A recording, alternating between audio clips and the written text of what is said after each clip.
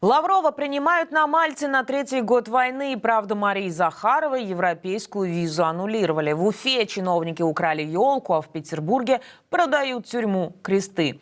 Это «Воздух». Новости на Ходорковский лайв. Прямо сейчас обзор главных событий к этому часу. Первая тема – переговоры о прекращении огня в Украине. Похоже, Дональд Трамп действительно решил заняться тем, о чем так громко заявлял перед выборами. Издание Wall Street Journal и агентство Рейтер пишут, украинская делегация начала переговоры с командой избранного президента США о том, каким образом может быть достигнут мир. По данным журналистов, Киев надеется, цитата, «сгладить существенные разногласия по вопросу урегулирования войны еще до инаугурации Трампа». Также администрация Зеленского, это снова цитата, планирует сообщить о своей готовности к миру.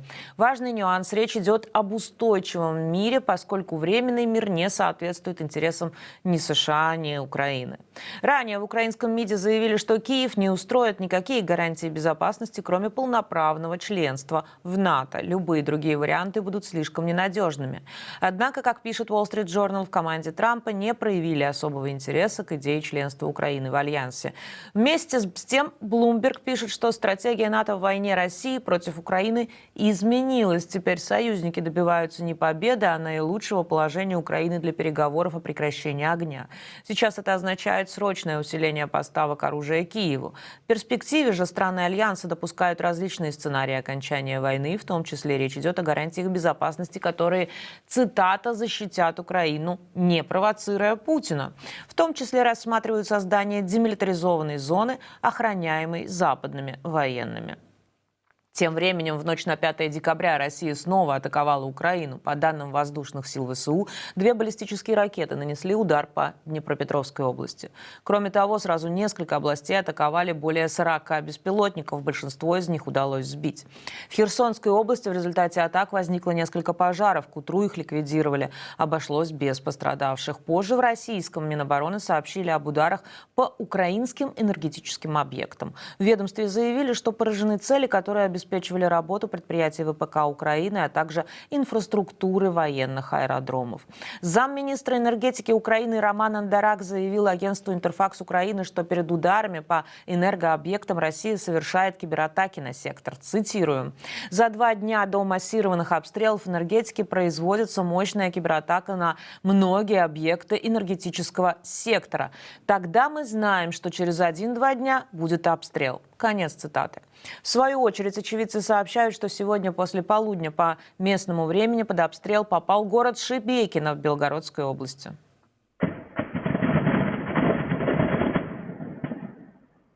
Местные паблики пишут, что 2 человека ранены. Официально эта информация пока не подтверждена. Ну а пока в Украине продолжается война, министр иностранных дел России Сергей Лавров впервые с февраля 2022 года приехал с визитом в страну Евросоюза. Он прибыл на Мальту для участия в Совете министров иностранных дел Организации по безопасности и сотрудничеству в Европе. Сюда же с ним должна была приехать Мария Захарова, но ей аннулировали визу прямо перед вылетом. Украинская делегация во главе с главой МИДа Андреем Сибигой покинула зал перед выступлением Лаврова, назвав его военным преступником. Вслед за ними вышли представители еще нескольких стран. Ребенок погиб при пожаре в городе Ленинск-Кузнецкий, что в Кузбассе. Об этом сообщили в МЧС. Когда начался пожар, в частном доме находились 3 детей. Один из них погиб, 2 другим удалось спастись. Родителей в это время дома не было. В ведомстве отмечают, что в помещении был пожарный извещатель, однако он не был включен и просто лежал на полке без батареек.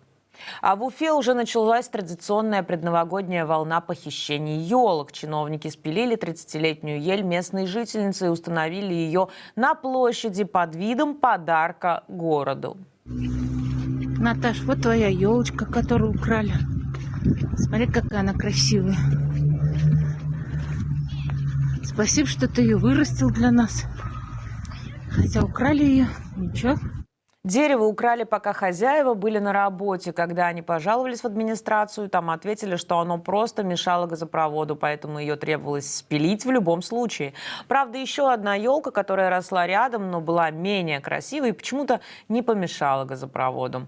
РИА Новостям местные власти приготовили другую версию. Якобы дерево росло не на территории домовладения, а за забором. Документов, что ее посадили, местные жители нет. А значит, можно брать.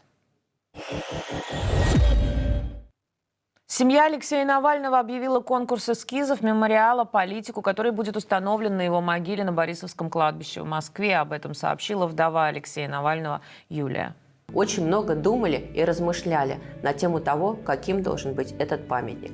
Для любой семьи, которая потеряла близкого человека, это очень важный вопрос. Но наша ситуация особенная. Близкого человека потеряли не только мы, но и миллионы других людей вместе с нами. Поэтому мы решили, что будет правильно, если памятник Алексею Навальному мы придумаем и выберем тоже вместе. Для конкурса команда Навального запустила специальный сайт. Будут отбирать 1-3 февраля финалистов, а затем проведут голосование за лучший вариант. Победитель будет объявлен 16 февраля в годовщину смерти Алексея Навального. Силовики провели обыск у родителей главного редактора издания «Важные истории» Олеси Мараховской. Против журналистки возбудили уголовное дело по статье «Неисполнение обязанностей иноагента», сообщает издание. У ее родителей в Магадане изъяли телефоны и не дали дождаться адвоката. После обыска мать журналистки отвезли на допрос в Следственный комитет, где спрашивали о ее родственниках в Украине. Мать Мараховской родилась в Черкасской области. Минюст внес Мараховскую в реестр иноагентов в августе 2021 года. После этого ее дважды привлекали к административной ответственности по статье о нарушении порядка деятельности иноагента. Кресты продают. Здание знаменитой тюрьмы выставили на аукцион. О его проведении сегодня объявил Государственный институт развития Дом.рф. Стартовая цена 1 миллиард 53 миллиона рублей. Кресты открылись в 1893 году как одиночная тюрьма, которая получила это название из-за двух корпусов крестообразной формы.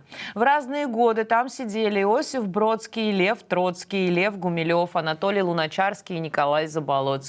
Петербургские власти неоднократно выдвигали предложения об использовании территории крестов. Например, в 2013 году звучала идея разместить там арт-отели, офисы, магазины, рестораны и шоурумы. А в 2021 году Санкт-Петербургская митрополия предложила передать кресты на баланс Русской Православной Церкви.